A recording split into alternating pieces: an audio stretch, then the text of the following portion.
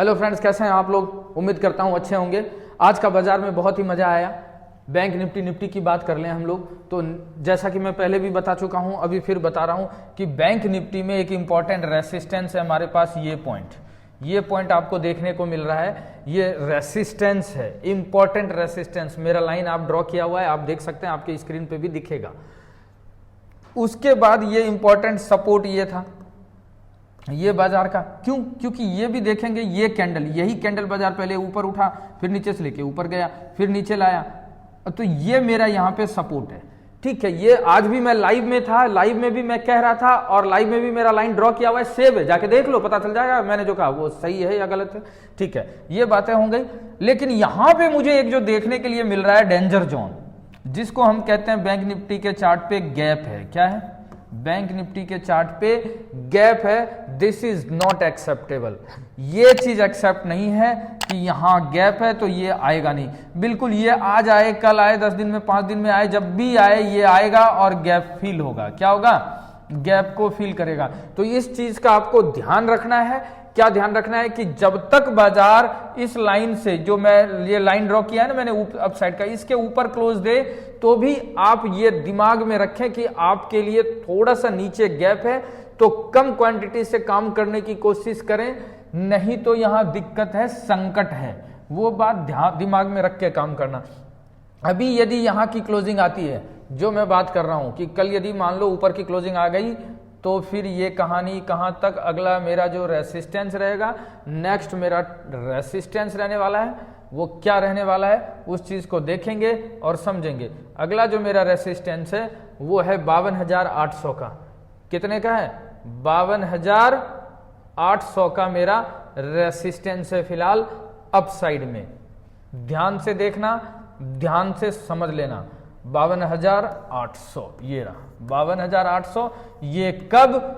जब यदि क्लोजिंग दे दे इस लाइन के, ये जो लाइन ड्रॉ कर रहा हूं, इस लाइन के ऊपर की क्लोजिंग आएगी, तब वो बाजार 52,800 तक टिकेगा। नहीं तो फिलहाल अभी क्या होगा, 1-2 दिन ये भी हो सकता है कि बाजार इस शुक्रवार तक, ये इसी के अंदर मूव करे और फ्लैट करे, और फ्लैट करके तुम्हारा पैसा खत्म कर दे, टाइम डी के टाइम खत्म कर दे, तुम्हारा जो प्रीमियम है वो गला दे बर्फ की तरह। ऐसा भी हो सकता है, ध्यान रखना।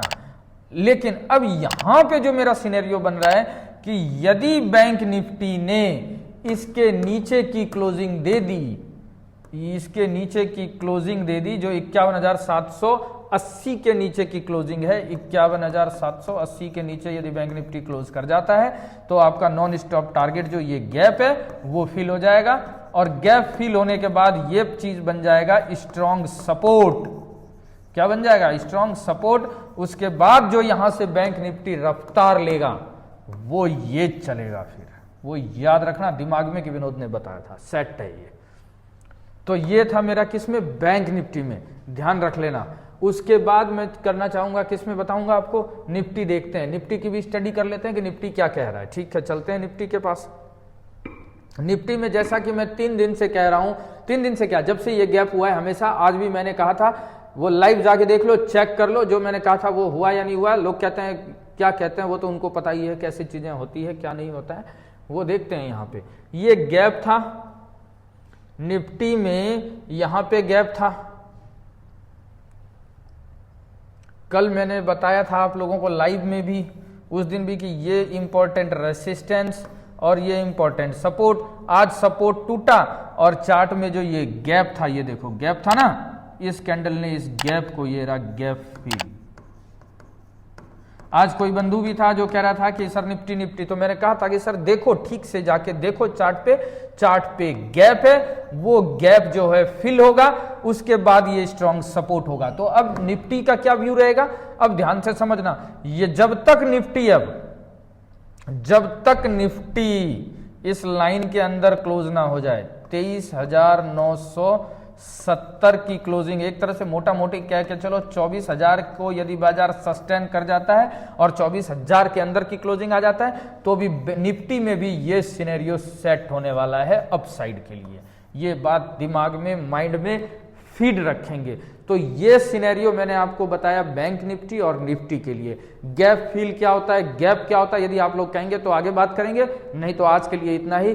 Thank you. लाइक करें, सब्सक्राइब करें, सही लोगों तक सही चीज पहुंचाएं और अपनी प्रैक्टिस और स्टडी दोनों जारी रखें। Okay friends, thank you.